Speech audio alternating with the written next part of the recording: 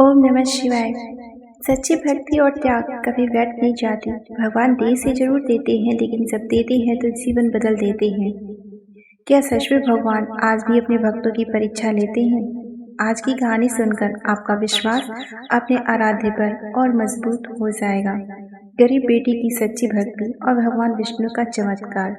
बहुत समय पहले एक छोटे से गांव में एक गरीब बेटी अपनी बूढ़ी माँ के साथ रहा करती थी। घर में इतना अभाव था कि कई बार दोनों को भूखे पेट ही सोना पड़ता था, लेकिन उस बेटी का विश्वास अटूट था। वह हर गुरुवार को भगवान विष्णु जी का व्रत रखती, उनकी कथा सुनती और सच्चे मन से पूजा करती। गांव वाले उसका मजाक उड़ाते, भक्ति से पेट नहीं भरता बेटी, लेकिन बस मुस्कुरा कर कहती, भगवान सब देख रहे हैं, एक दिन मेरी विनती जरूर सुनेंगे। एक दिन गुरुवार के दिन जब उसने पूरे दिन उपवास रखा, तभी एक बूढ़ी गरीब कमजोर बुढ़िया उसके दरवाजे पर आई और बोली, बेटी बहुत भूख लगी है, कुछ खाने को दे दो।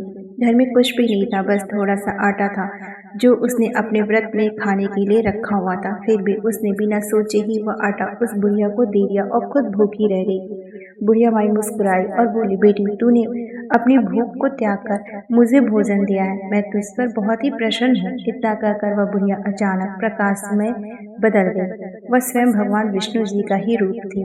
भगवान बोले, तुम्हारी सच्ची भक्ति और त्याग ने मुझे प्रसन्न कर दिया है। उन्होंने उसे एक जादुई कलश दिया और कहा, उससे जो भी मांगोगी वह तुम्हें मिलेगा। इसके बाद उस गरीब बेटी का जीवन बदल गया। उस घर में धन धान्य से भर गया, लेकिन उसने कभी भी अपनी भक्ति विनम्रता नहीं छोड़ी। वह हमेशा जरूरतमंदों की मदद करती रही।